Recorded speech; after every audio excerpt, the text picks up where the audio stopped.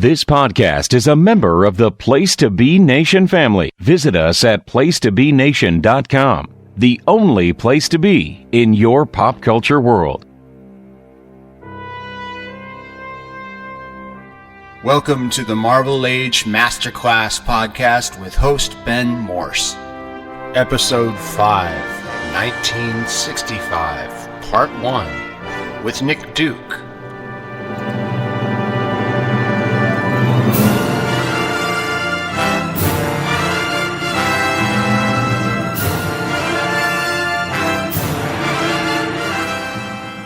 Hey everybody, welcome once again to another spectacular, amazing web of edition of Marvel Age Masterclass. My name is Ben Morse. I used to be the editorial director of digital media over at Marvel Entertainment for 10 years. Now, I have made my way out to the desert. I am teaching at UNLV. I'm sitting in my backyard here in beautiful Las Vegas, Nevada, entertainment capital of the world, learning how to pronounce the state right, getting yelled at by my wife and her brother. But yeah, I'm here to talk once again about Marvel Comics, which I love to do.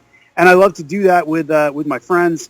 And one of my good friends is here tonight, none other than one half of the Hard Traveling Fanboys, and that would be Nick Duke. Nick, would you call yourself the leader of the Sarcastic Four?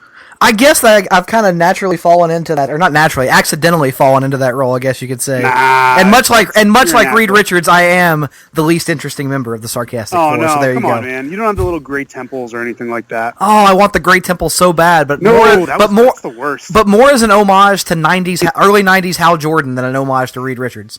I just remember in the '90s, I was like, that to me is the sign that I can't like a character.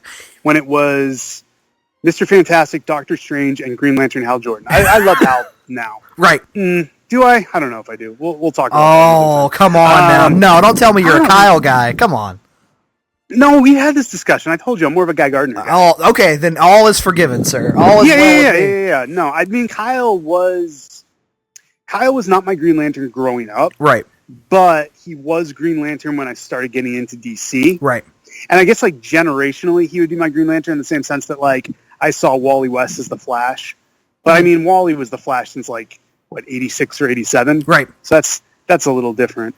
No, I just always, when Hal came back and the way Jeff Johns wrote him initially, before he kind of settled into him, I was like, oh, man, he's too much of a dick. Yeah. Like, he's too much just like a jock, meathead pilot guy. I didn't care for him. Right. But as he kind of settled and became more well-rounded, yeah, I think he's a great character, and I think he plays very well off some of the other characters. But are you a purely Hal guy, or are you like split? I would say I'm probably like 60% Hal, 35% Guy, and like 5% John, and I have nothing at all for Kyle Rayner. You got no love for Kyle Rayner? No love for Kyle Rayner. Like, the only two characters I've ever read like every issue of in their publishing history are Thor and Green Lantern.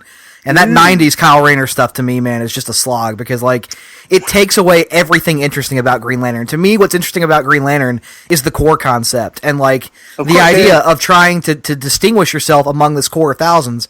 And when you distill it down to one guy, that era, like, I know there are a lot of people who are super passionate about it, but to me, it's not what I read Green Lantern for. So makes sense, man. No, the first person I think of when I think of Kyle Rayner is I always think of Judd Winnick. And not Ron Mars, huh? No, I don't think of Ron Mars because I really like, which is I know Ron, and every time I used to see him, I used to say like, "Hey man, have you ruined anyone's childhood lately?" Just because of the way he torched Hal Jordan fans' things. No, I always think of Judd because Ron was writing Kyle Rayner when I was kind of getting out of comics, and Judd was writing Kyle Rayner as I was getting back into comics. Gotcha. I don't know. I associate Kyle Rayner with such a like MTV, yes, like jean shorts, like just that kind of cool dude who's not necessarily that cool. And to me, that is, that's Judd Winnick. He was on The Real World. He was like, he's a sweetheart of a guy, but he was like, he was kind of like the nerd on The Real World. And I'm like, that's who Kyle Rayner is. I was like, that was the perfect writer for him. So I don't know. Yeah, I always had this weird attachment to the white templed era of Hal Jordan because like I read it after the fact. I wasn't reading comics in the 90s, and when you go back and read it with this whole new context, you realize that like in the 90s, he was the only character in the DC universe, at least from the classic character standpoint, that was actually being allowed to age. Like Bruce and Clark aren't really aging. Dick and Wally are aging, but Hal is the one guy who's like you're getting the impression that he's actually becoming the elder statesman of the DC universe, and that's a really cool angle to take on him, especially during that time.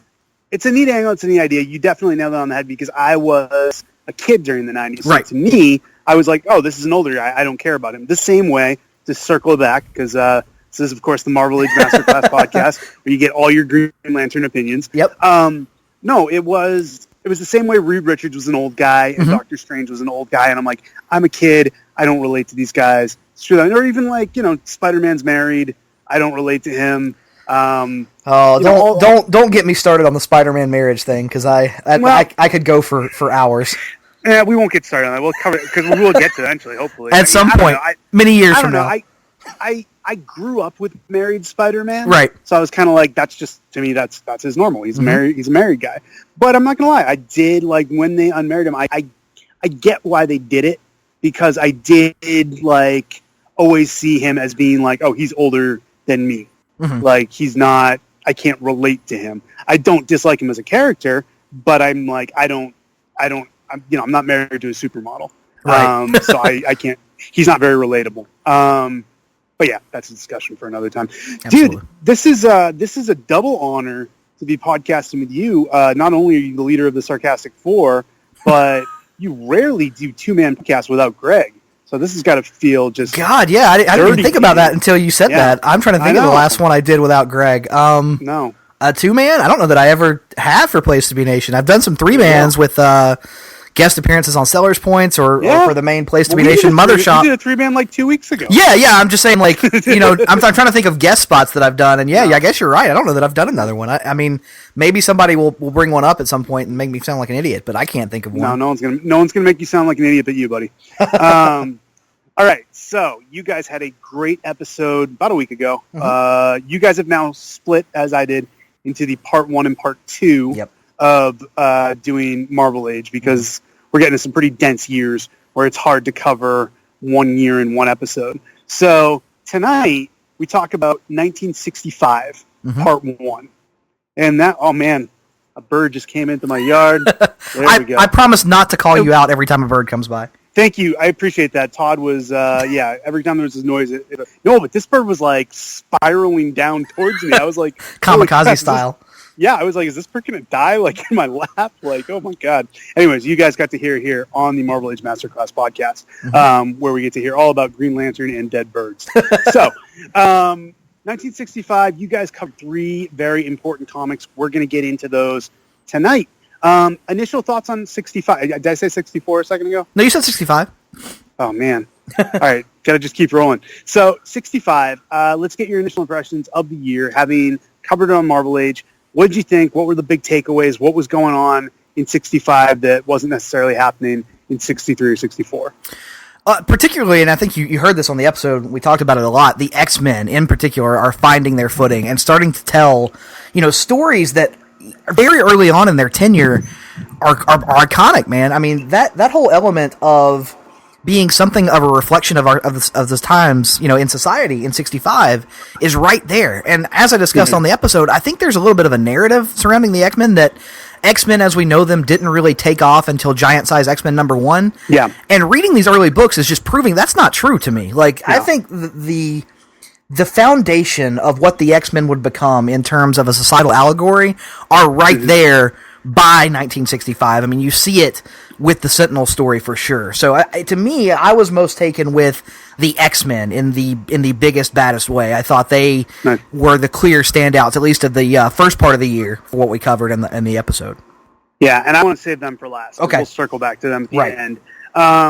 I think on a more macro level, I think everything you said is correct, 100%. I'm actually looking forward to digging into the idea of the X-Men being the X-Men a lot earlier than people thought they were. And not even like, I think, it's not even just the Giant Size X-Men #1. I think people say like, oh, they didn't become the X-Men until like Roy Thomas, Neil Adams. at the earliest. Right. Like they think those. Not only that, it's like they didn't become the X-Men until the Giant Size X-Men, and there weren't any good stories before Roy Thomas and Neil Adams. I think are the two narratives that you guys are disproving about X-Men. And we'll circle back to them. But the more macro thing I think is going on in 65 is you've got Stan, Jack, and Steve have been the big three-man kind of triumvirate running this universe. And what you're starting to see in 65, before it was just like, they're all working on as many things as they can. Kirby's drawing 25 titles at a time. They're really just throwing stuff and seeing it sticks. I think Kirby in particular, in 65, you're starting to see him kind of cherry pick his favorites. And we see it with X-Men, we start to see Kirby step away from certain projects so he can really focus on the stuff that he loves. Obviously, we're going to talk about Fantastic Four, where Kirby was putting a lot of his energy into. But I think you see with books like X-Men, Kirby's not as interested. He turns them over to other people. And as a result, Stan takes more ownership over some of these books. Because Fantastic Four is always going to be a Stan and Jack collaboration. You can argue for days about who contributed more, who contributed where, what the style of scripting was, etc. But I think as we saw with these years, you started to see X-Men become very much a Stan Lee creation. Yes. He was very much influencing it. And I think to your point, we saw a lot more socially relevant stuff. Not that Kirby was opposed to that, but I think for whatever reason, this was just where Stan was at. Stan was a guy who, toured college campuses and was always like very in touch with what was going on socially. And, Jack was an older guy. He was a family man. He was a blue collar guy. And I don't think he was necessarily tapping into that stuff. He would later, ironically enough, and he would do it greatly. And then you got Ditko, who we're not going to talk about in this episode because you guys didn't read any Ditko stuff. But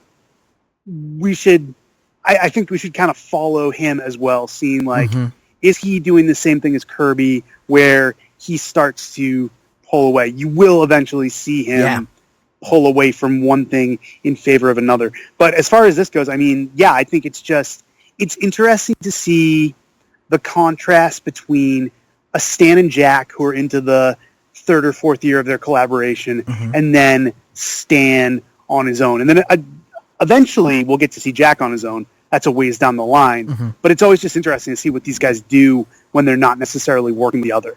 Right. And that especially happens for Stan, not just on X-Men, but Daredevil as well. Which, you've touched on a little bit in some of the Masterclass episodes. Something of a revolving door of creators early on. They haven't really nailed down who they want to work on that book, or honestly what they want the book to be, because from issue to issue it has this very almost like scattershot feel, because there's no real consistency in terms of tone or pacing for that book so far. I think honestly with Daredevil, and I said it last time, but I think it crystallized here even more, is that Stan had some cool ideas with Daredevil, like I want him to be a lawyer, I want him to be blind, but I just don't think he had a fully realized character for him. And I don't think anyone would fully realize Daredevil in the kind of initial run of the Marvel Universe. And that might, sound like sacrilege to some who really love classic Daredevil stories, whether it's the original Stan stuff, whether it's the Denny O'Neil 1970s stuff. But I think it took a while for Daredevil to break out and kind of become his own man and kind of be different than Spider-Man, be different than the other street-level heroes. And a lot of what made Daredevil work eventually, and I don't want to jump too far ahead here, but was, I think you can see it early on, because Daredevil works best when he's rooted in tragedy.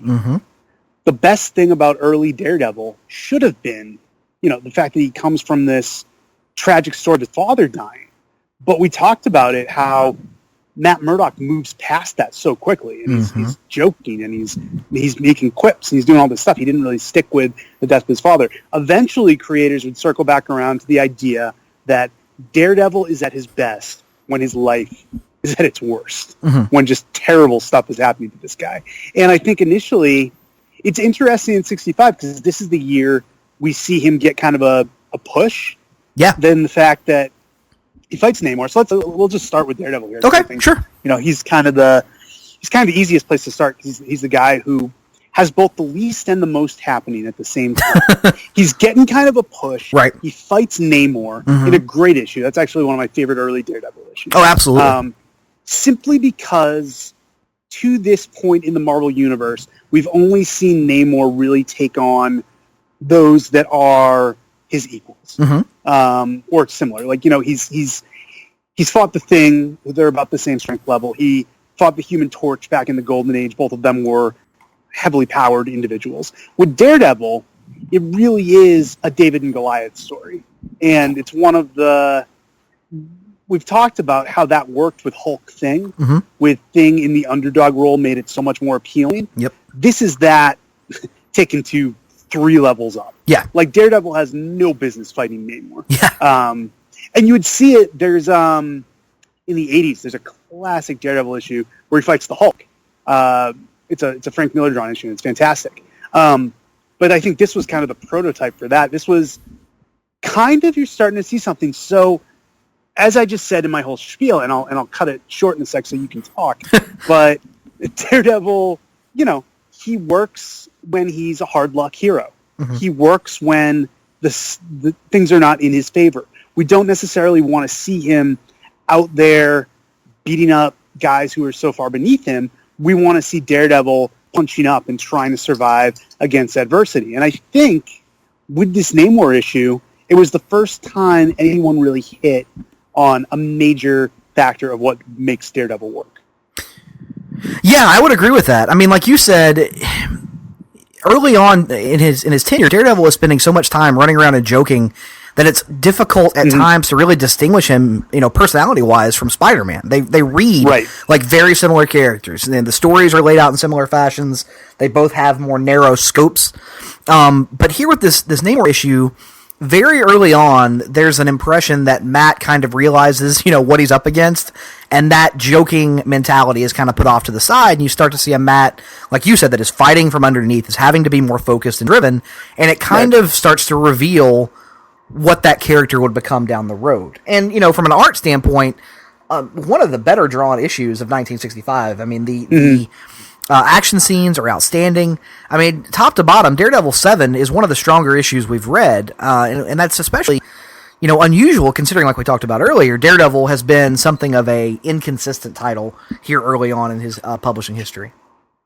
Well, I mean, you see that so often in comics, though, that sometimes the books that people are allowed to experiment on are where they really get to shine. Don't get me wrong, some of the headliner books, you know, obviously Spider-Man, Fantastic Four, and the like do well, but when you get to see artists kind of come in and put their own take, I think the sense was Daredevil was not Spider-Man. So it was okay to take some chances on him artistically. Ultimately, it's what would, again, make the character successful in the 80s, was that they had nothing to lose.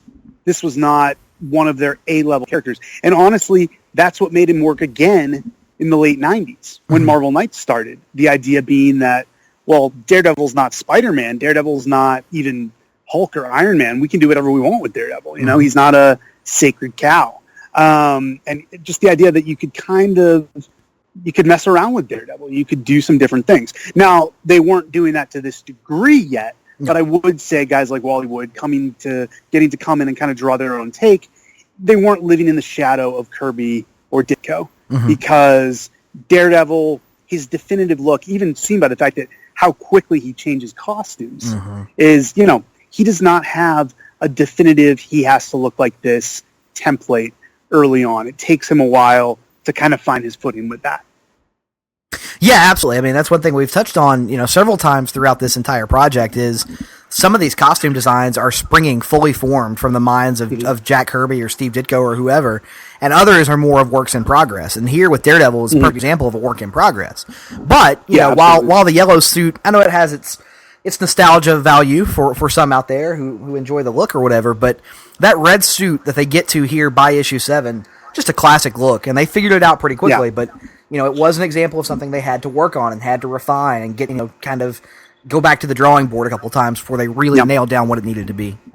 It's just so distinct from the other costumes of the era, whether you're looking at, I mean, I guess you could look over at DC and say something like, you know, the Flash has the all red costume. But even with the Flash, I've always viewed the Daredevil costume, even here in these early issues, as being a little bit of a darker, a more like a Scarlet almost. That's very, very dark and lends itself to a more street level crime focused sensibility.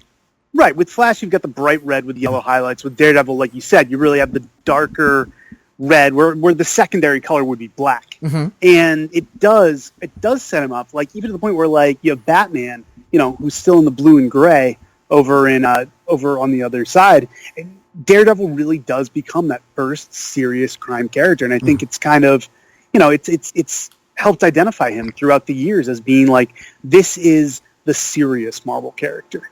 Like, of the classic Marvel characters from the 60s, this is the guy who he's an adult, he deals with serious crime, and if you mess with him, you're going to get messed up, basically. Like, it's not like fighting Spider-Man, he's going to tie you up and leave a note.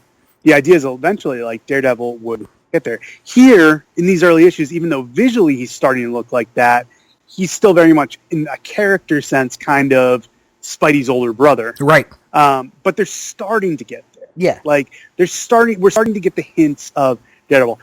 The interesting thing for us, Nick, and you, like you said, you already read a lot of Daredevil. Where did you stop reading Daredevil in your reread before? Oh, let's see. So I got through. I'm trying to remember, when did Stan leave the book? Because I read up to that point. He was on it for a while, and I read all. He was on it a lot longer than people realize. Yeah, I want to say I got up to like 70 issues, something like that. That sounds right. I think he was still there. Into 70 issues. Yeah. So the interesting thing for us to track with Daredevil, and with a lot of these characters, X-Men, etc., is.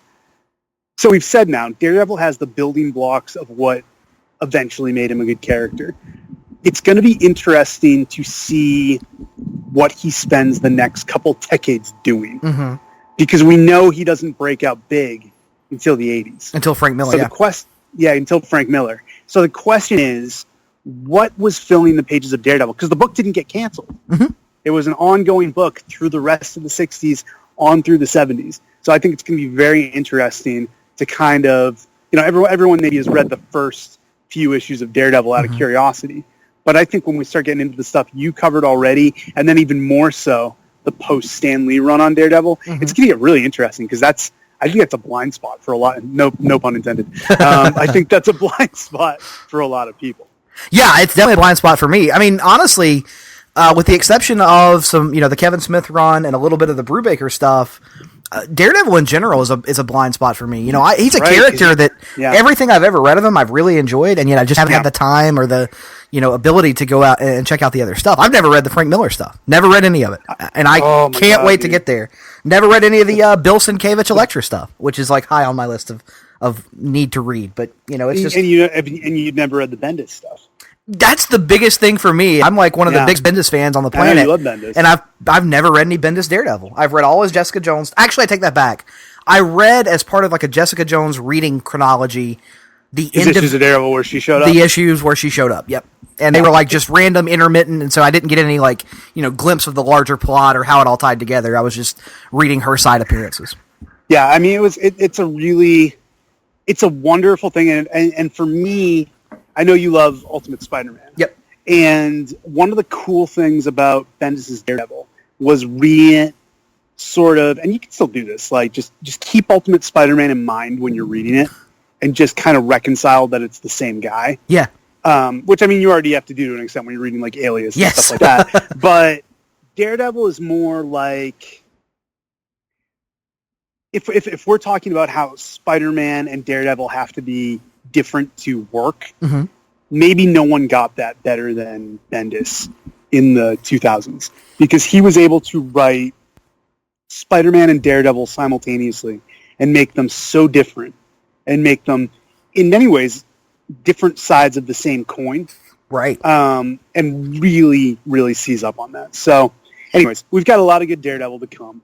But I do think we're probably going to have to get through some really bad Daredevil before that, so we should probably steel ourselves for that. Yeah, I gotta say, I mean, the other guys on the podcast could not give me a satisfactory explanation. As someone who's never appreciated the character or understood him, and now since you've worked at Marvel, can you please attempt to explain Stiltman to me and why he's a threat? Stiltman. Because that was our other issue of Daredevil for this reading list was the debut of Stiltman. Look, there are some characters who are great villains for the writers to come up with. And then there are some characters who artists just think, wouldn't this be fun to draw? Okay. Stiltman, I think, falls into the camp of the latter. Who was the artist on the Stiltman issue? Oh, it's a great question. I should have that information at my fingertips, and I don't. Because, it's not like most of the other titles where you can just call it out because Daredevil was changing so much. So I'm going to look that up. Yeah, well, you look it up. I'm going to speculate on the fact that even though he didn't necessarily, if he did draw this issue of Daredevil, great. But I know this was around the time that John Romita was kind of, along with Kirby, very influential on a lot of the art that was going on at Marvel. So I wonder if Stiltman was a Kirby idea or a Romita idea. He strikes me as being a villain who someone thought, oh, that would look really cool. And to be fair, like that first cover where Stiltman's fighting Daredevil, it's interesting. It grabs your attention, it's a good gimmick in the sense that it's eye-grabbing. But then in the sense, like, how is this guy a sustainable villain? I don't think anyone was thinking that. Yeah. I think they were literally thinking, like, oh, it'd be a cool visual for Daredevil to be fighting this guy who is, stories above him and has this crazy look, and that'll be kind of psychedelic and weird. And I think that was the extent of the thinking on Stiltman. I know that Mark Waid loves him. Stiltman. Yeah, I haven't read any of the Wade stuff, but Russell was telling me that he kind of used him as a recurring, he would pop up from time to time in the pages of Wade's Daredevil. Mark has a very well-known kind of affinity for the crazier Silver Age stuff. Right. So I think he takes pride in trying to make it work. And I think he takes a lot of pride. This is like a Mark Waid, Jeff Johns thing that I think Mark, because I always look at Mark as kind of the mentor of Jeff Johns, because Jeff followed him on Flash, and I just think they have a lot of similar sensibilities. Right. And I think they both love reclaiming goofy villains from the 60s and 70s and making them work. Yeah. That's like 90% of Jeff's Flash run. And his Green Lantern run, honestly. And his Green Lantern run. The difference is there wasn't as many good Green Lantern villains to kind of reclaim. I think Flash had a better rogues gallery, but that's neither here nor there. But with Mark, I think he loves doing the same thing. He loves taking villains and trying to gear them up. I don't know if you ever read Underworld Unleashed. No. All right, that's a Mark Waid, Howard Porter miniseries from the mid-90s. Okay. It introduced, again, this is Marvel Age Masterclass, where we talk more DC Comics than any other podcast you're going to listen to. But Underworld Unleashed was a miniseries in the mid-90s from Mark Waid and Howard Porter that it was before Howard Porter did JLA, and the idea was they created the character of Neron, however that's pronounced, and basically juiced up all of the DC villains. Like, the deal was they all made a deal with Neron, a deal with the devil, and they all got, like, enhanced powers because of it. And it's very... it's a good story because Mark Waid's writing it and Howard Porter's drawing it, but the stuff they do to these villains, and Mark admits as much in the foreword to the collected edition that he wrote years later, it's so 90s.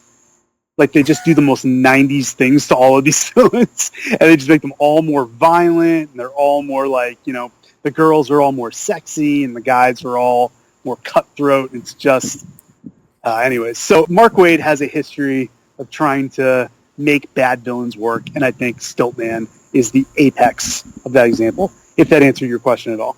Yeah, it did a little bit. I just remember, and you might remember this, I don't know, in the wake of the Affleck movie, they were talking about making a Daredevil video game that eventually got scrapped. Right. And I remember reading an article in one of the gaming magazines about it, and they were making a big deal out of the fact that Stiltman was going to be one of the featured villains. And so, me being very new in my comics fandom, I went and looked up Stiltman, and I was like, what the is this? And so I've always had this weird response to him.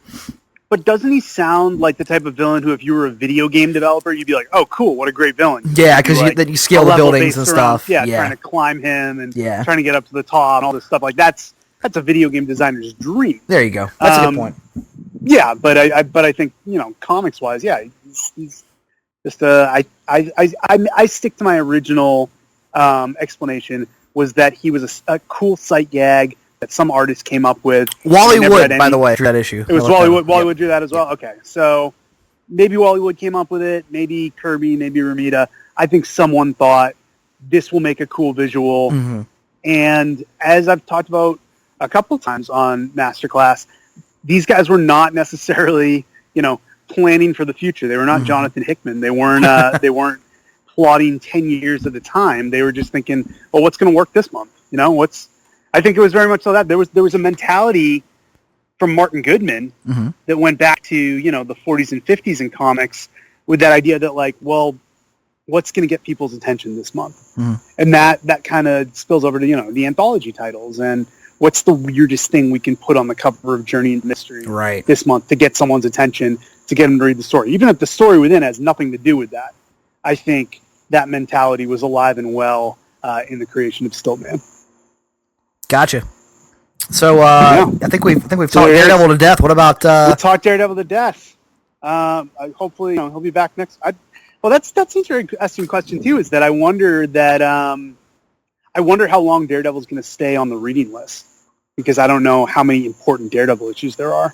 God, I just looked. No Daredevil on the list for 66, but he's back in 67. So. All right. Well, we'll look forward to that. Let's jump over to, of course, Daredevil made a guest appearance in the way of a segue. He does appear in the pages of Fantastic Four. Now, Fantastic Four at this point, hitting on all cylinders, kind of cranking out concepts month after month. There's a couple things going on in Fantastic Four at this time. Now, number one, you have, of course, we'll talk about the wedding of Reed Richards and Sue Storm, which, again, one of my favorite stories of the era. Just so big, so grand. Every guest star, every villain, Kirby at his best, Lee at his best, just doing great stuff. The issues surrounding it, kind of forgettable, in the sense that it was just, we'll talk about them, but I don't think they're necessarily the best stuff. But then, towards the end of 65 and really hitting 66, Kirby and Lee kind of hit a stretch of really, really good stuff. Like maybe some of their best Fantastic Four work, which we'll get to discuss more next episode. But let's talk about, as you guys did, the Frightful Four. Okay. The bad guy opposite numbers of the Fantastic Four, led by the Wingless Wizard, who to me is a fairly uninteresting character, in the sense that I think his selling point is supposed to be that he's like Reed Richards' intellectual rival, and that he wants to prove that he's smarter than Reed. But we already have that. Right. That's what I was thinking. We already have Dr. Doom. With a much more interesting visual look and character motivation. Exactly. So the idea of bringing another smart guy into the book, there was no way he wasn't going to be seen as second rate. Right. He just wasn't a top tier villain. And I think maybe they try to balance that out by giving him a team. Right. But at the same time, I don't know, it just didn't work. It wouldn't be until years later, decades later, that the aforementioned Jonathan Hickman came on the book and actually did something interesting with the Wizard, which was giving him a young clone, which was the most interesting thing probably ever done to the Wizard. But to this point, the interesting thing is he actually starts out, I don't think you guys covered this, he started out as a Human Torch villain in Strange Tales. I was not aware of that. Okay. Yeah, he did not make his first appearance in Fantastic Four. He had shown up in Strange Tales as a Human Torch villain. And there's something to that, because there you almost have Human Torch fighting an evil version of his brother-in-law, because he's fighting a smart guy. Human Torch versus smart guy kind of makes sense, but I think there was temptation on Stan's part of, I want to match this guy up against Reed Richards. And if I'm going to make an evil Fantastic Four, which seems like a slam dunk, I'm going to make this guy, the evil Reed Richards, because they couldn't make Doom the leader of the Frightful Four. That just wouldn't work. Doom, he works alone. He doesn't work with other people. So in that sense, I can kind of, as I'm talking it through, see the logic of what Stan did in making the Wizard leader of the Frightful Four. But I think right off the bat, it just labels them as kind of a second-rate team. Yeah, I would agree with that. I think maybe not having Doom there is because Doom's above it. Like, he doesn't really need the rub, so to speak, from an evil team up. At least not one that consists of, Sandman, who's a Spider-Man villain, and Paste Pot Pete, who thankfully they got around to renaming him pretty quickly after the debut of the Frightful Four. But at least this does give us Medusa, and that's one thing that we talked a little bit about on the episode was I was questioning whether or not the Medusa Inhumans reveal was pre-planned, and I don't think when she debuted it was. I don't know what makes me think that. Just something about reading it. There's no indication of it. There's no hint of it. She's just kind of off on this island doing her own thing. You get the impression she's been there a while, and the Inhuman royal family isn't exactly like hot on her heels or anything. So it at least gave us that. I think that's the best thing we can say about it is that it gave us it cracked the door open for the Inhumans epic that was to come, because we see that at the end of 65, and like you said earlier, it stretches all the way into 1966, and the argument can be made it's really perhaps Stan and Jack's first real long-form story on Fantastic Four. Yeah, and I'm interested in getting more into Inhumans as we get into 66. I like some of the discussion you guys had of, believe me, I have plenty of stories about humans as X-Men replacements and how I felt about that. We'll get there. Can't wait. But I tend to agree with you, and I have never heard from any historian or any editor in the know the definitive take on Medusa and whether or not kind of the chicken or the egg argument with Medusa and the Inhumans. I tend to side with you. I tend to think that for the reason that I think between the Frightful Four issues and the Inhumans issues, she is written so drastically different. Right. That to me, it's a matter of Lee and Kirby creating this character as a villain, just as a pure villain, who would add to the Frightful Four, because obviously you need to have a female member of the Frightful Four, because they're the opposite members of the Fantastic Four. I think they found a visually appealing character, because that is kind of like when you think like we talked about Stiltman earlier being a cool visual. Like Medusa is a great visual. Yes, like the living hair, like just really cool, and especially in Kirby's hands, just so much you could do with that. But as far as her character in those initial Frightful Four issues, she's pretty much a blank slate. She's just like the normal kind of femme fatale, Black Widow-esque villain. Which I not even like. Go ahead. Which I think kind of works, in support of the theory that they just kind of made that change on the fly. I mean, I think that you had a visually distinctive character who was really interesting, and it was clear that Jack probably loved drawing her, and kind of went, and Stan was looking at her going, okay, the Frightful Four thing didn't hit the way we thought it would, but what can we do with her instead? And kind of stumbled into the Inhumans concept, which, remove all the modern day context from that. The Inhumans were a pretty classic Fantastic Four concept for years, for decades, before we got into the whole X-Men replacement era. You got to take yourself out, and we will talk to Inhumans a little bit here. You got to take yourself out of the modern context, the idea of that, the Inhumans are this second-rate X-Men or this failed TV show or anything else. You have to look at them like in a purely... Think if you were seeing these for the first time in the 60s, how cool these characters were. And we can start with Medusa. Just, again, there was nothing like her out there. Like, this power was so unique. Female characters who had some agency in 1965 were not plentiful. I talked last episode with Todd kind of about how Scarlet Witch was a quantum leap forward from the other female characters simply because she was conflicted. So she had a second dimension to her. Medusa was actually, as she would kind of evolve, again, I said she started out more on the Black side than the Scarlet Witch side, being kind of a rote female villain. But as she developed over the course of these few issues even, she becomes a really nuanced character.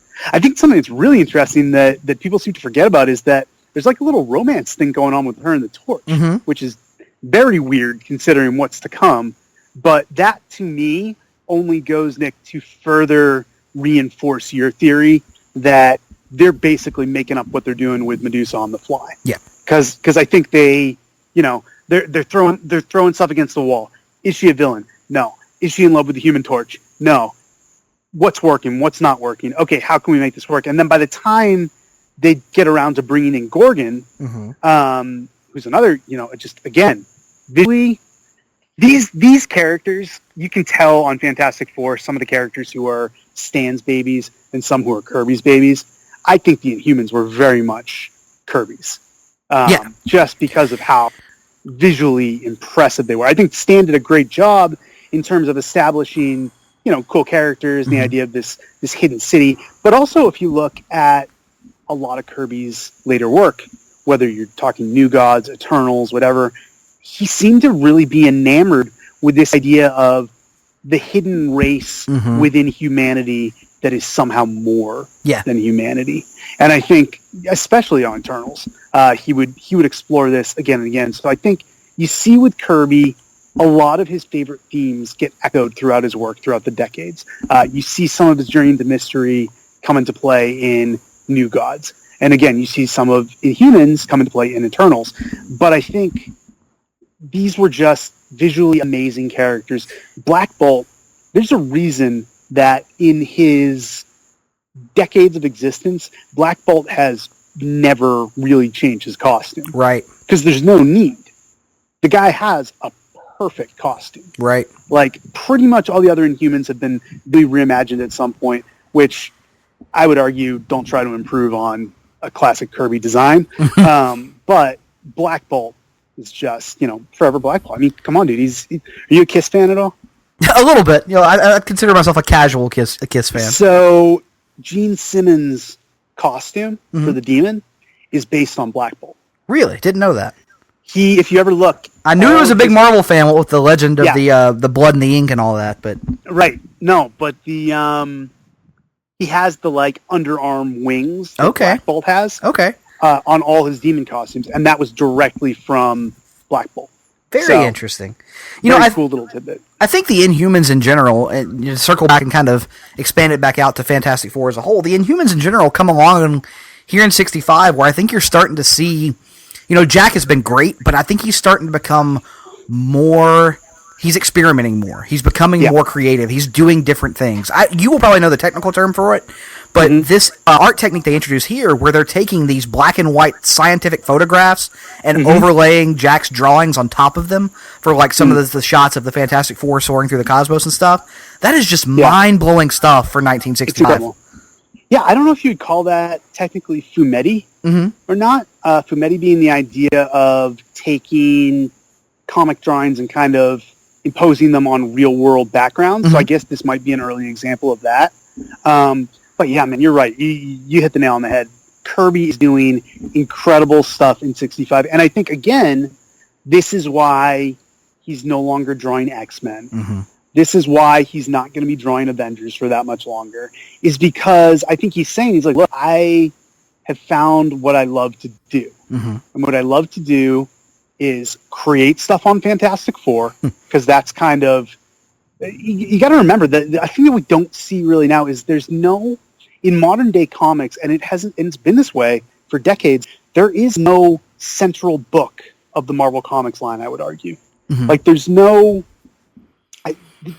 flagship book. But that used to be a thing in the 60s. Was Fantastic Four was very much a flagship book of Marvel. Right. And if something was going to be introduced that was important, it was going to come out of Fantastic Four. And if a new character debuted, they were going to guest star in Fantastic Four to kind of prove their bona fides. You know what I mean? Daredevil. I mean, in 65, for example. Yeah, exactly. But I mean, even Spider-Man, what does he do in his first issue? Meets the Fantastic Four. Right. To establish that this guy is part of the Marvel Universe. Right. The Avengers and the X-Men both get legitimized when they cross over with Fantastic Four. It's just, it's an important book. So you've got Kirby on the one hand saying, well, I want to create stuff like the Inhumans and what would be to come, because the stuff that comes after the Inhumans is just as important, if not more so.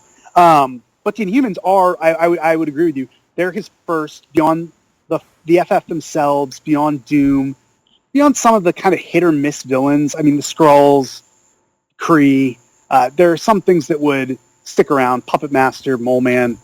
These guys are all fine, okay? but none of them are as enduring visually and mythologically as the idea of the Inhumans. Yeah, absolutely. I mean, it's got all these cool ties to, like you said, mythological concepts. They're all visually distinctive from one another, because, I mean, you talk about the Skrulls or the Kree, cool concepts, but they all look the same. And here, yeah, exactly. It's essentially free reign for him to do all these wildly different character designs and action sequences in one concept. So it was, you know, Jack Kirby in general in 65 was just, he was taking his game to another level. He was doing different things. He was putting more on the page in terms of, you know, variety. And it's just incredible to see. And I think, again, that ties directly back to the idea that he made the decision, whether it was with Stan or on his own, to say, like, look, I'm not going to draw every book and give, 20% of my genius to each book.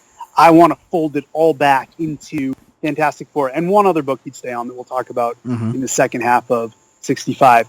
But really, in a lot of ways, this is him pulling back to say, like, look, I want to draw Fantastic Four the best it can be. Right. And I want to really put my creative stamp on these characters and on these concepts that I'm going to introduce. You know, you mentioned a little while ago, not to shift topics or anything, but like you mentioned a little bit ago how, you know, at this era in Marvel Comics, the Fantastic Four was without a doubt the flagship book of Marvel. So I have a little bit of a question I'd like to pose. If the flagship book of Marvel very early on in the foundation of the Marvel Universe is not afraid to have a wedding, why are the big two so afraid of it in 2017 and 18? I just think, and that's a great way to transition to the wedding, I just think that, man, the ideas that I just think, stuttering, at the end of the day, I think Stan and Jack were just incredibly brave as creators. I think they, it's easy to, it's two things. Number one, it's the bravery of Stan and Jack as creators. Two, it's the fact that you have to remember these characters had only been around for 4 years. True. So people weren't used to seeing them as single. Like, more people are used to Reed and Sue being married than them being apart. Like, it's just, it's a woven in part of continuity. It's just something we've all grown up with and understand. I think it's much easier to marry off new characters who you've just introduced, right? Who don't have the history of a Spider-Man or a Batman or any of these, or any of these other characters who, to marry them fundamentally changes them. It alters the stories that fans have been reading for, half a century, right, or however long. Like, you have a married Spider-Man, and all of a sudden it's not the Spider-Man that these guys grew up with for 30 years. But with Reed and Sue, Stan and Jack, again, being creatively bold, said right away, like, 3-4 years into these characters' existence, we're going to marry them off. We're going to fundamentally change something about Fantastic Four. We are going to alter the status quo. And I think it's stuck in the sense that Fantastic Four is a book where you can make kind of big changes, if that makes sense. Yeah. To this day, I mean, what other book has children of the heroes characters who have been as enduring as Franklin and Valeria? None. And who are actually they're accepted, They're not hated by fans. They're not like, they're accepted as being a key part of Fantastic Four. And I think that's because early on, Stan and Jack said, this is a book that's going to evolve. And I think, just to throw it back to your initial point, a lot of the other books, and I think Stan tried to do that with all his books. Look at how quickly he moves Peter Parker through high school and into college. Yeah. Look at how quickly he ages Peter Parker up. And I think there is a fear, and I'm not saying this at all as someone who worked at Marvel, as someone who had the inside track. This is purely my observation.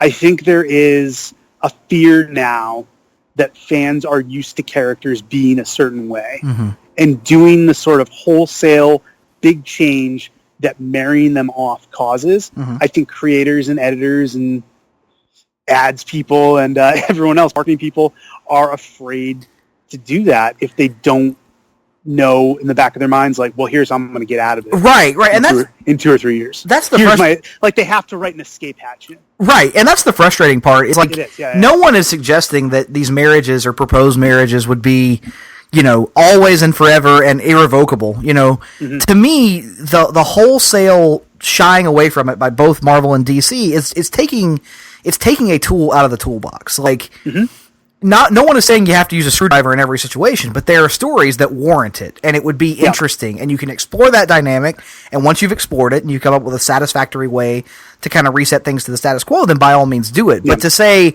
we're not going to go there as often as it feels like they do, I don't know, man. That's been something that's stuck in my craw for like a good 6-7 years now.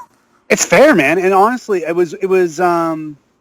I know X-Men Gold with the wedding issue just came out. What was it, last week? 2 weeks ago? 2 weeks ago, yeah. So I was in the room when they made the decision to marry Gambit and Rogue, and it came from the X-Men editor basically saying, "All right, so we're going to do a wedding with Kitty Pryde and Colossus," and some people in the room be like, "No, you can't do that. You can't do that. You can't do that."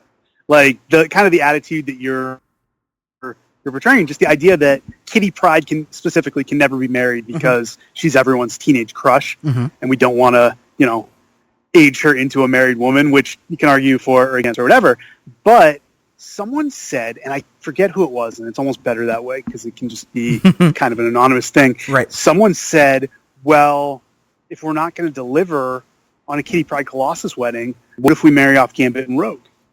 Because I think the sense was they're like, we've told all the stories we're ever going to tell with Gambit and Rogue, and people always want them together. Yep. Like, they're just like, people accept them as a couple that is always supposed to be together, so why not explore the idea of them being married?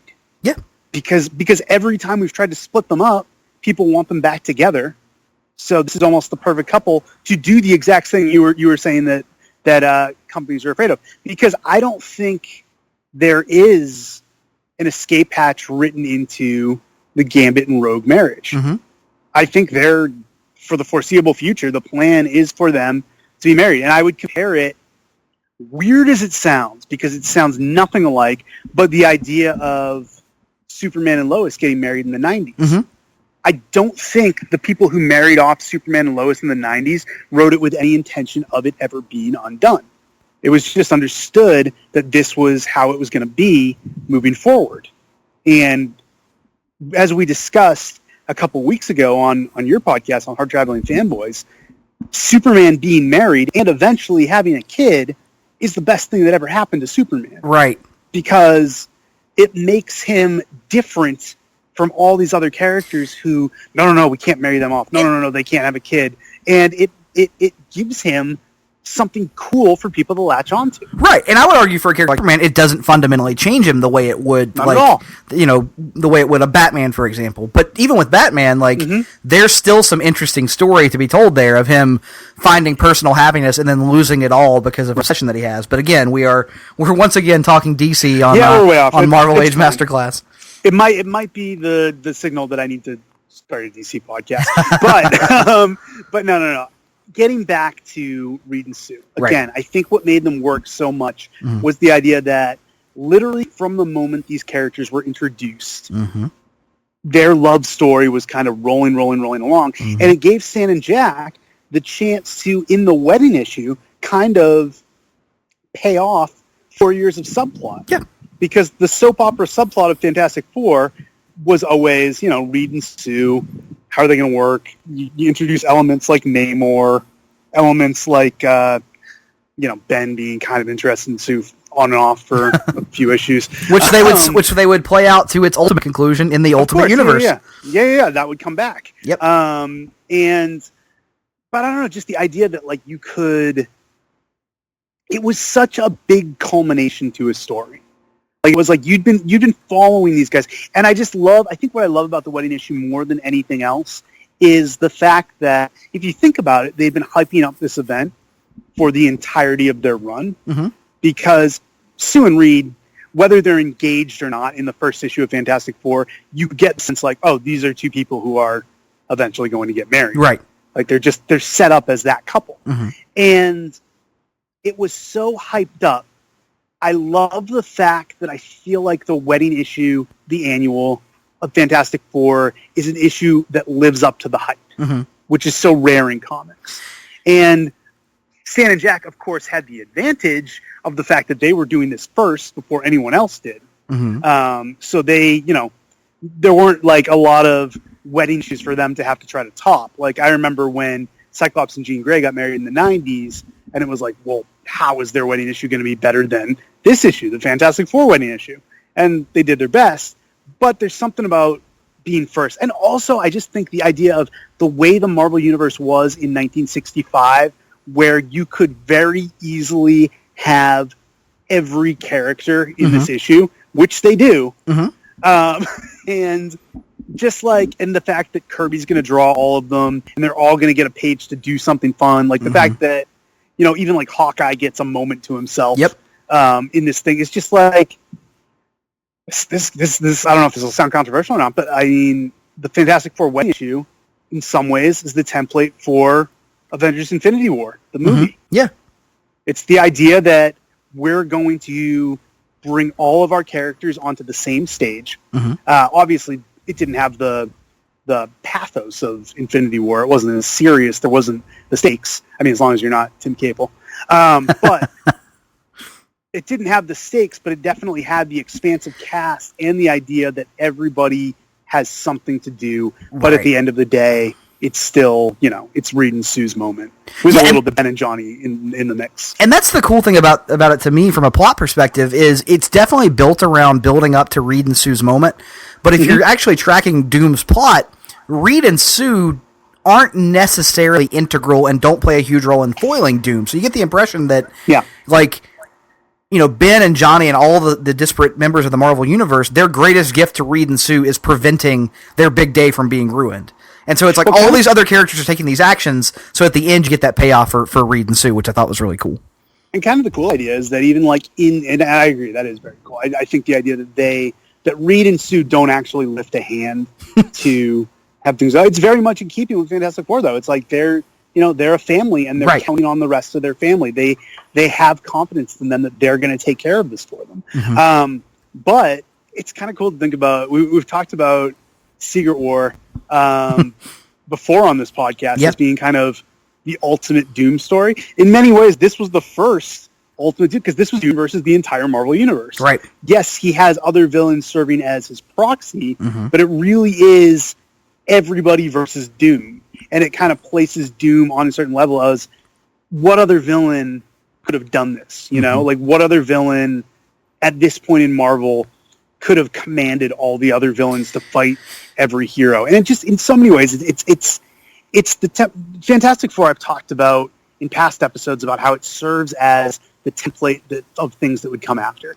Fantastic Four itself is the template for the modern team comic. Right. Every team comic, literally to this day, into 2018, owes something to Fantastic Four.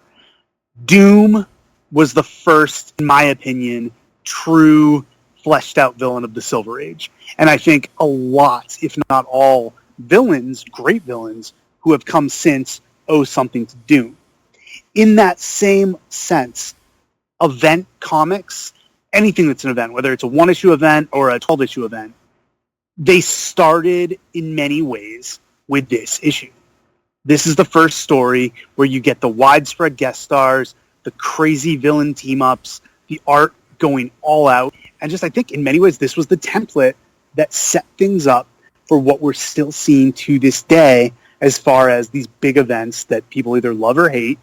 But the only difference is, back then, everybody loved it. It was universally loved issue. Yes, you could say something like the first Amazing Spider-Man annual with him fighting the Sinister Six is in some ways an event. Granted. And some stuff done by DC, the Earth 1, Earth 2 crossovers could be seen as the first event crossover stories. But, I don't know, in sheer scope and just epic feel, I feel that this particular story is kind of the godfather, the grandfather of all event stories to come. Yeah, and it's especially interesting because these Fantastic Four annuals, I mean, only 3 annuals in, have kind of become, the early equivalent of what is now the big summer event for Marvel. Because these, I mean, Fantastic Four Annual 1 with Namor, or Annual 2 with the Doom story, these are huge, important stories that feel big, and they feel like something you would spend your entire year anticipating back then. I mean, it's remarkable the level of storytelling they're able to do in these 72 pagers. And then, like I said, throw Amazing Spider-Man Annual number 1 absolutely. in there as well. Like, you really, Marvel's track record as far as these annuals, and it's another thing to kind of watch as we're moving forward. I am so excited to talk Journey into Mystery Annual number 1 on our next episode. So yeah. I mean, that's another huge one, but it's going to be interesting to see where they start falling off, and somewhat sad as well to see where they start falling off. Yeah, but we're gonna have to keep an eye on that. But I just think this is one of the. It's the purest distillation of what made the Marvel Universe so cool and so different from anything else. It's all right here. It's in the same way when we talked about the Spider-Man annual being kind of, all right, here's everything you could love about Spider-Man in one issue. And if you're picking it up and you have no intention of buying any other Spider-Man, like, you get it all. You get all the villains, you get all the Peter stuff, you get everything. With Fantastic Four, The Wedding, you get everything's cool about the Marvel Universe. The fact that these characters grow up and are real and have real relationships and get married. Every hero, every villain. The fact that this is all taking place in the same city, just this interconnectivity. So all the things that made the Marvel Universe work in the early 60s, I think, are on display here.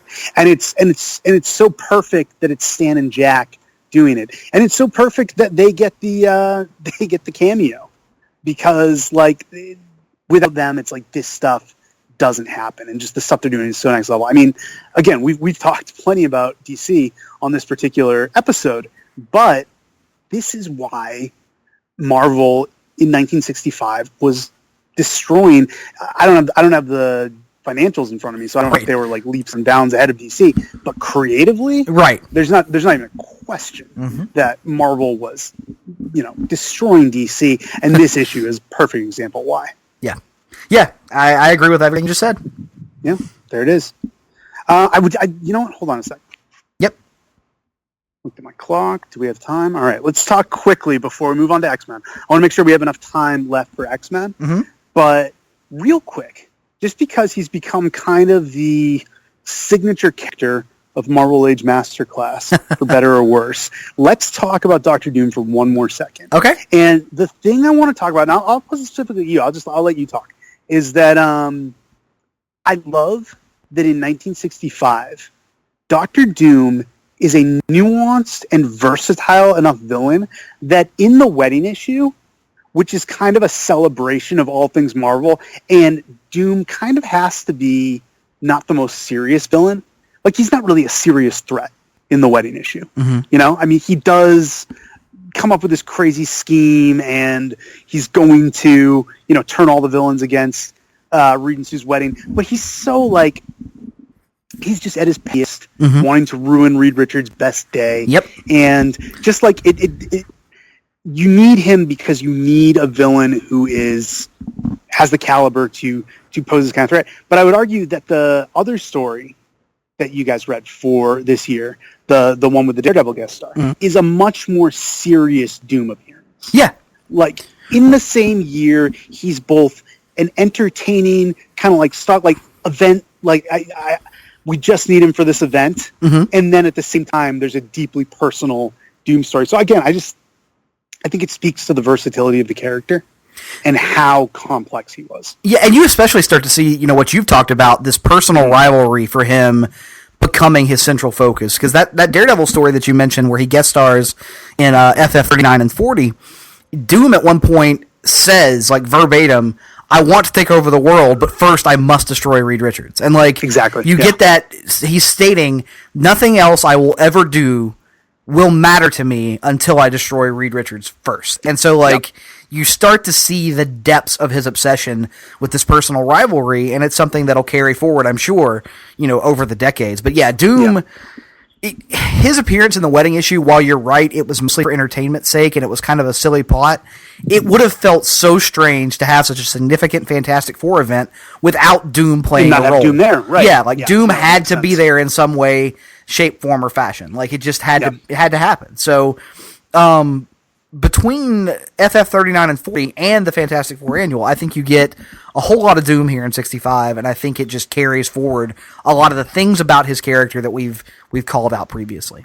Yeah, no, I never get sick of talking about Dr. Doom. I think he's just one of the best characters in all of comics. Shame that he has never been fully realized on any other medium. Well, really. The hope is that eventually with him coming back to Marvel Studios proper at some point in the next few years, that we will be able to correct that. Well, the video is really, it's a gift if all this, Fox Marvel stuff works out, is that the ultimate gift. Everyone's talking about the X-Men coming back. Some people are talking about the Fantastic Four coming back. If I were Marvel Studios, if I was Kevin Feige, I would be more grateful that there is a villain I can use who's going to top Thanos, because that's what it's kind of tough to build everything up to Thanos, and then everyone else is going to seem like small potatoes in comparison. But if they get Dr. Doom right, he can be the ultimate villain. Let me tell you my very quickly my ultimate fanboy hope for the Fox Disney merger is that in the third Homecoming film, Spider-Man has Kitty Pryde in his class, and we get the big screen adaptation of the ultimate Kitty Pryde and Peter Parker relationship. I would absolutely love to see that. I was such a mark for that. I was a mark for it too. I loved it, and oh man, good stuff. But what a perfect transition talking about Kitty Pryde, who we will not talk about tonight because she's not going to be created for another 20 years or so. But let's get to the X-Men. We promised that we would come full circle and kind of talk about the X-Men. Of course, the stories you guys covered introduced two major threats to the X-Men that remain major threats to this day. And it's interesting because in these threats, you get two almost diametrically opposed villains. You get one villain who has such personal ties to the team and is purely motivated in the same way Doom is, by a personal grudge, and would become, I would argue, one of the more interestingly, despite the fact he's a very physical villain, would become a very emotional villain because of his emotional attachments to one specific character in X-Men. Whereas on the other side, you have the ultimate form of this is just business, and it's literally killer robots who do not have any personality, and they're just they're going to destroy mutants because they are programmed to destroy mutants. So what I'm talking about, of course, is first of all the Juggernaut. Kane Marco, stepbrother of Professor X, and right there in the name of the character, his name is friggin' Kane. They weren't exactly subtle about what they were going for. And then after that, they introduced the Sentinels. So let's talk first about Juggernaut. I thought, it was interesting at this point in the strip to introduce a character who was tied historically to Professor X. Professor X, at this point, being kind of a mysterious character. We don't know a lot about him. We don't know a lot about his past. And it was interesting to see his childhood get explored a little bit and to find out that his childhood was pretty good. Yeah. Like, up to a point. Yeah. He was popular. He was good at sports. Like, you kind of just assume that they're like, oh, this poor bald guy in a wheelchair his life must have been terrible from the jump. But no, like, things were pretty good for Charles Xavier once upon a time. I think the big thing about Xavier we see here, more so than his childhood, to me anyway, this is the first example of something we're going to see over and over and over, throughout the years, is that Charles Xavier is a character who you can't keep a secret from, because he can read everybody's mind, but he is the king of keeping secrets from other people. Right. And so he has this very contentious relationship with his stepbrother that he has a pretty good feeling is going to come back to bite him at some point, and yet he never mentions it. And it's the first glimpse of, like, for all his good guy persona, Charles Xavier is not really keeping his students on the up and up here. No, it's interesting because, I mean, if you look at, and we'll get to it more with the Sentinels, the idea of the X-Men as being the metaphor for the civil rights movement, and Xavier being the Martin Luther King. On the one hand, that paints him as, oh, isn't he the ultimate good guy? He wants peace between the races. Like, what a moral, staunch, almost Gandhi-like figure.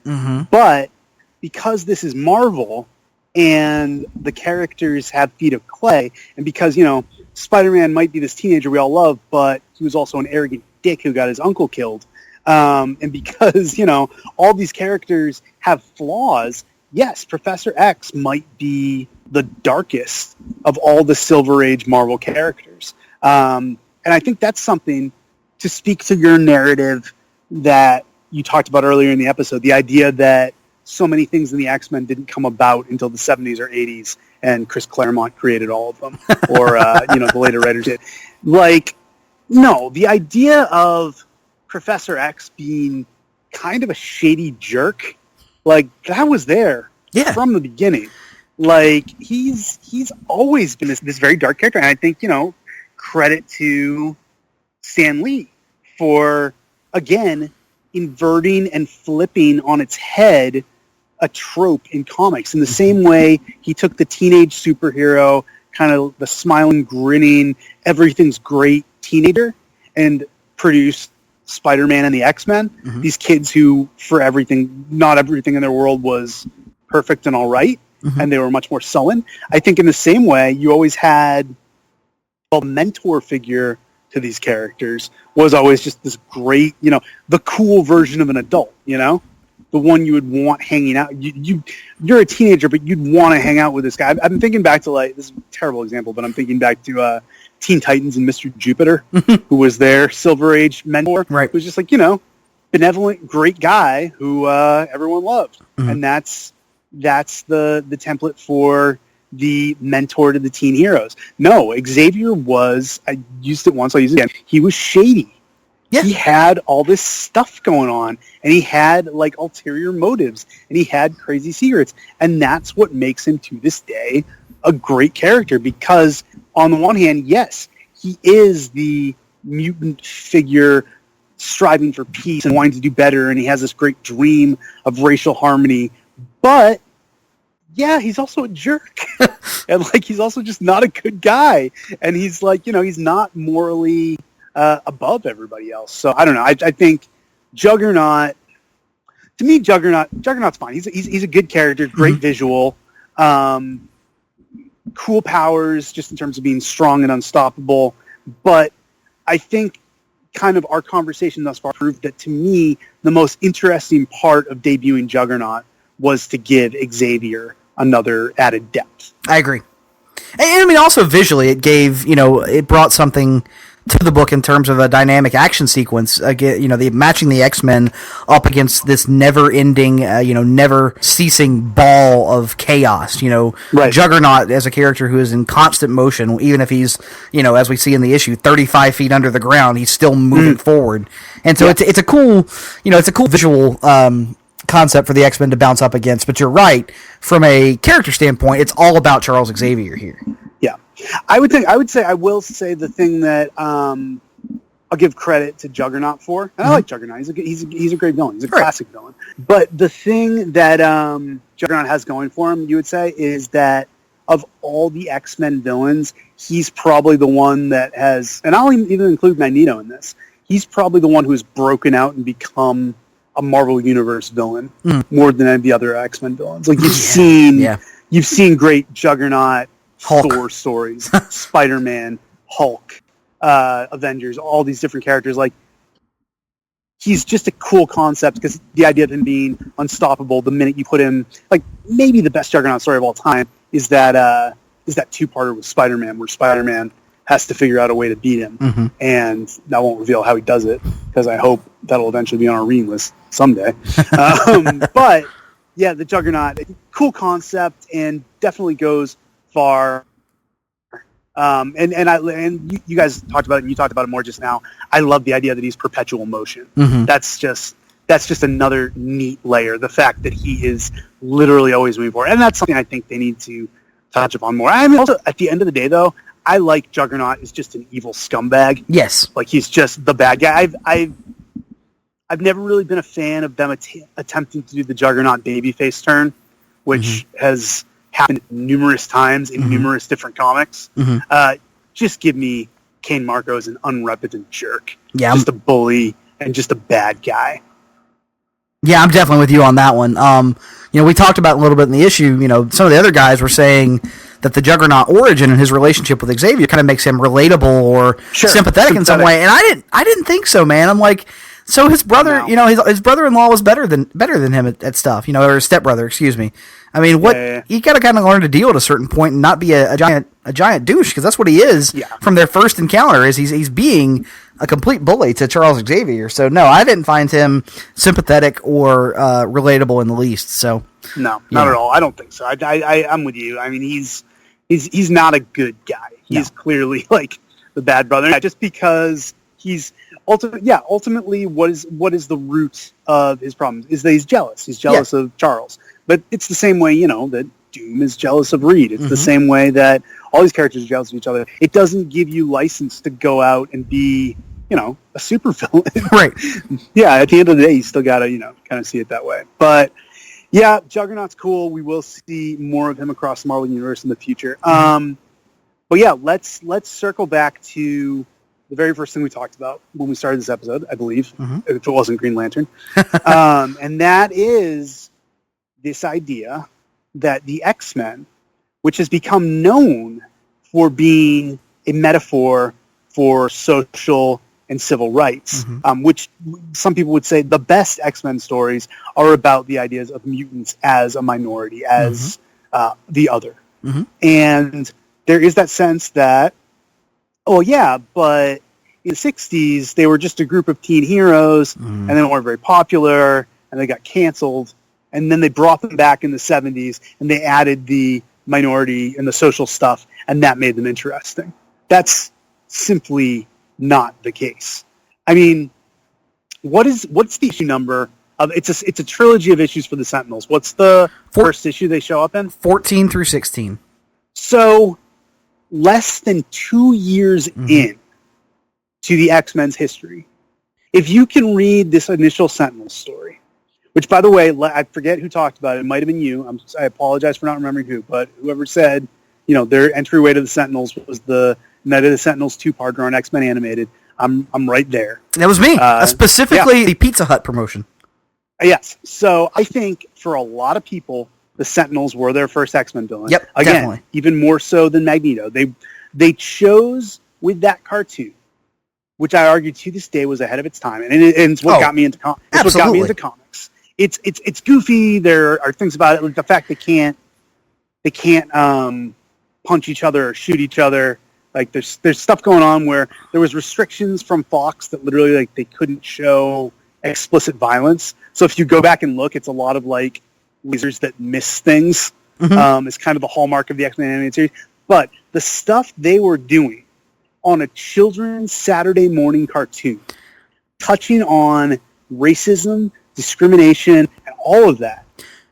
Just even the theme song, man. It's ahead of its time. And there's a reason why the Sentinels are the first villains they use. Absolutely. Because they go right for the metaphor. Absolutely. And this story back in 1965, as much as the 90s series was ahead of its time, this 1965 story was ahead of its time. And like you said, you guys pointed out, the scenes with, Warren trying to hide that he's a mutant, the scenes with the cab driver turning against Scott Summers, the scenes with these people, like, just suddenly this society that 14 issues ago were lauding the X-Men for saving Cape Citadel from Magneto have suddenly turned on mutants because they are different. Right. And just think of, like, I don't know, man. I just get fired up talking about this stuff because this is my favorite stuff in comics. But think of the guts it had to take for Stan Lee, a middle-aged white guy, to be writing this stuff. To be saying, like, this is important enough that we need to touch upon it. Like, just the social awareness that he had. And, at the end of the day, you can argue, well, was he doing it to sell comics?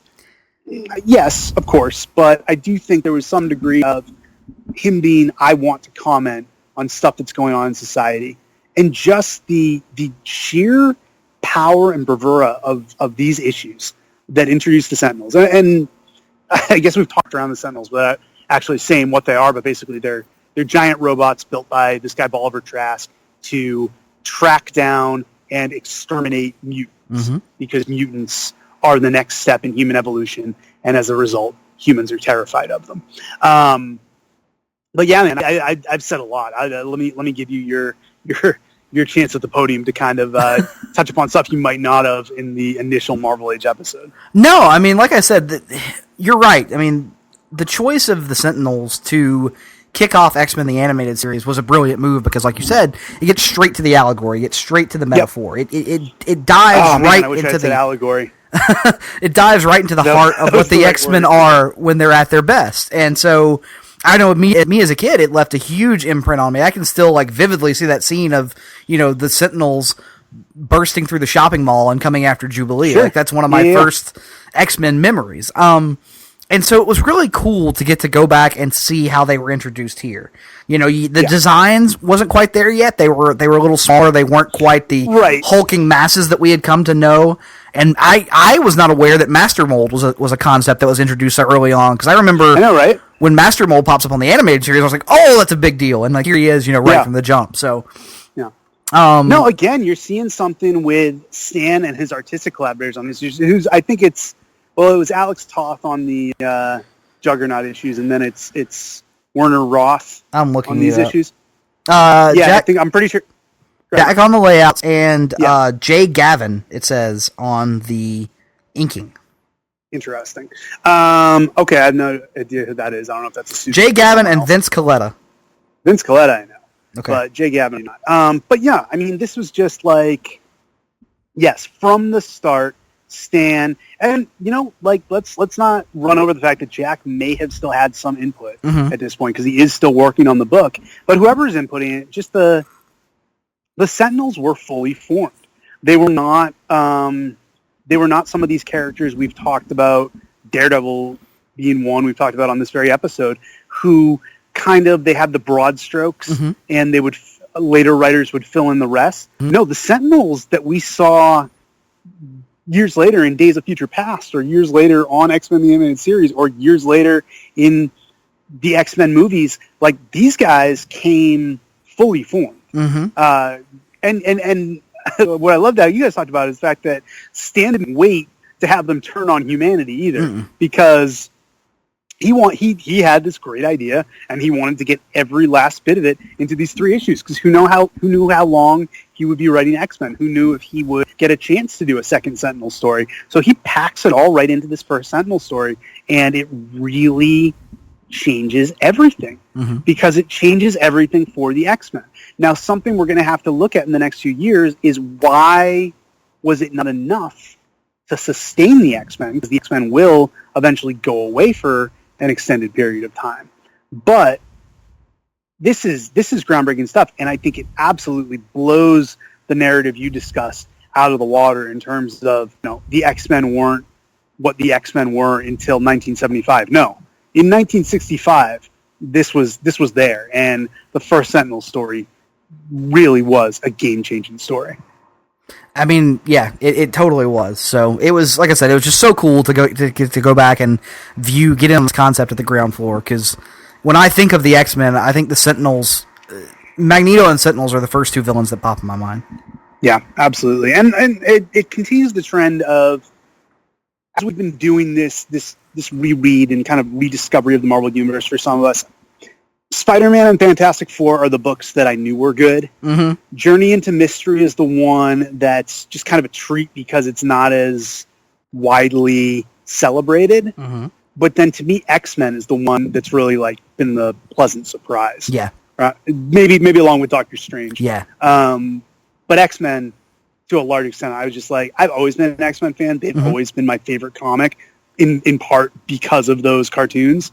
And just getting to see the origins of these concepts and how X-Men really was a better comic than people give it credit for. I think, again, the narrative that you spoke to, a lot of people buy into that idea that X-Men didn't get good until the mid-'70s, and that's just not the case. Yeah, I mean, for me, as something of an X-Men novice, like I've read, very little X-Men in terms of the big, like, Chris Claremont era stuff that is held up as the greatest example of the book.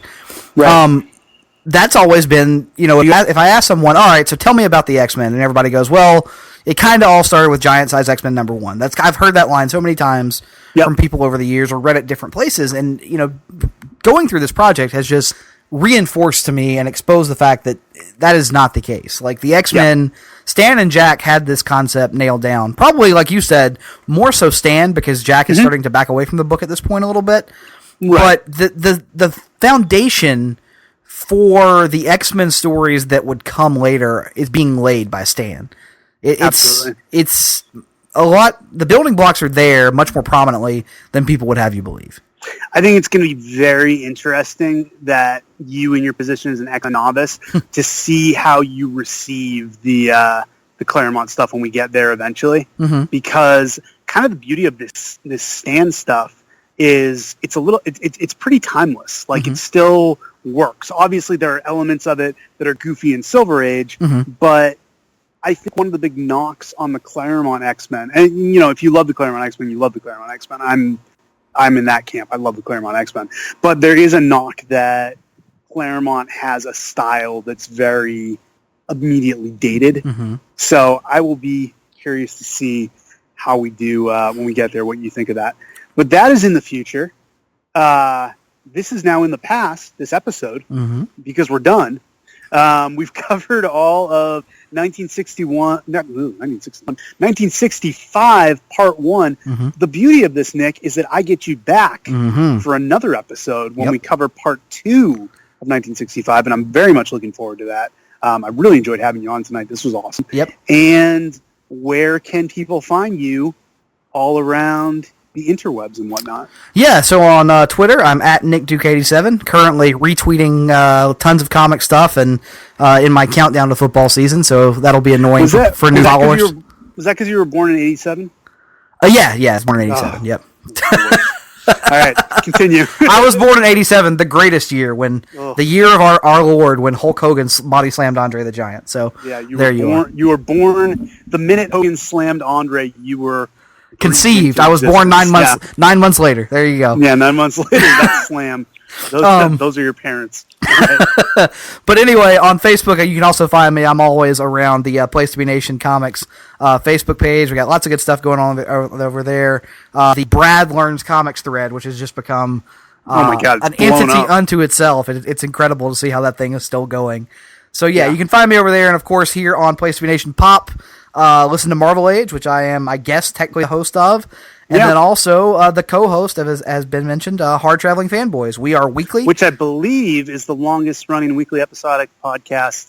Comic book podcast in all of Place to Be Nation. Yes, that is correct. I said longest-running podcast in Place to Be Nation Comics. Oh, see. Which would be the same thing as comic podcast in Place to Be Nation Pop. So we're both right. Yeah, there you go. We just don't have the trademark on that other one, so we gotta keep it in brand.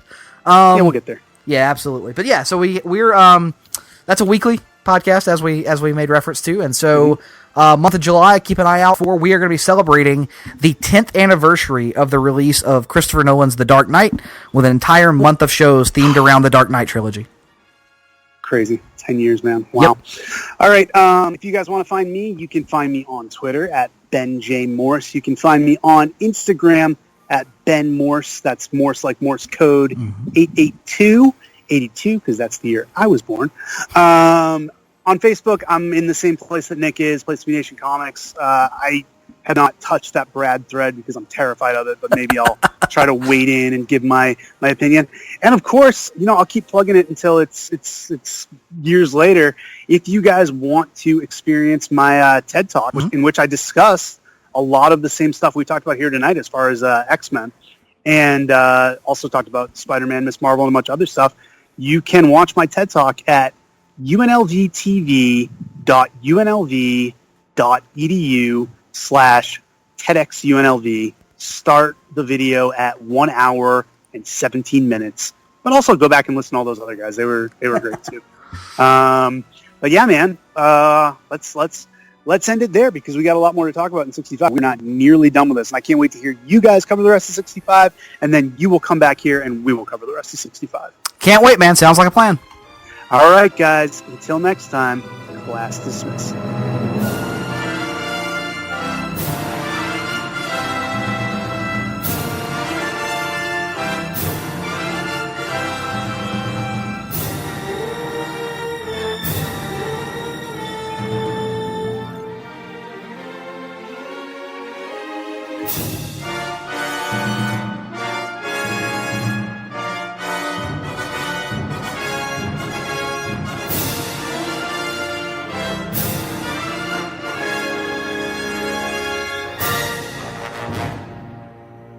Promotional consideration paid for by the following. Hey, pro wrestling announcer Kevin Kelly here. I want to make sure you are all subscribed to all the great feeds here at Place to Be Nation. It's really easy to do. Just head to iTunes or your preferred podcatcher app today and search and subscribe to the Place to Be Nation wrestling feed, which of course includes the full archives of the Kevin Kelly Show, the Place to Be Nation pod feed, and the Pro Wrestling Only feed. Subscribe, listen, and then rate us and leave feedback today. And be sure to give Justin your true thoughts. I mean, don't hold back. After all, he is kind of a jerk. Just listen to Scott.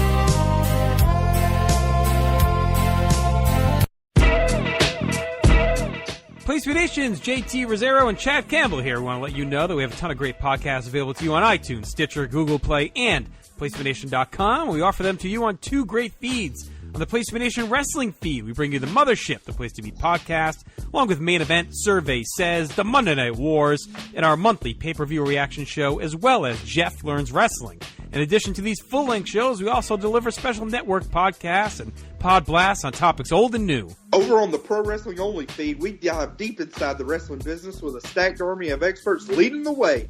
The feed features potpourri shows such as This Week in Wrestling, Greetings from Allentown, Match of the Week podcast, and the Military Industrial Suplex.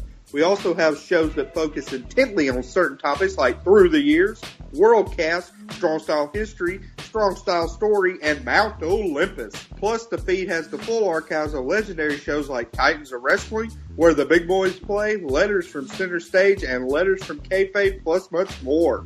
And on our very popular Place to Be Nation Pop podcast feed, we offer such great shows as Talkin' Pop, the Glenn Butler Podcast Hour Spectacular, NBA Team, PTBN Play, Sunday Groove, Breaking Balls, and Lucha Undead, as well as a veritable podcast heaven for comics fans with the hard-traveling fanboys, Sellers Points, Todd Weber's Conversations, Geek and Sassy, and Marvel Age podcasts. You can find all of these current shows, plus archives of our past podcasts, including The Kevin Kelly Show, as well by subscribing to both feeds on iTunes. And while there, be sure to rate and leave feedback today.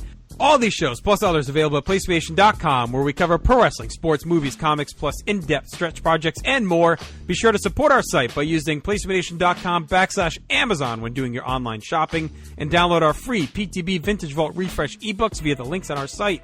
We also want to thank our friends at Boneheads Wing Bar in West Warwick, Rhode Island, and Fall River, Massachusetts, and thehistoryofwrestling.com. Be sure to follow us on Facebook, Twitter, Instagram, and Tumblr as well. PlayStation.com, the only place to be in your pop culture world.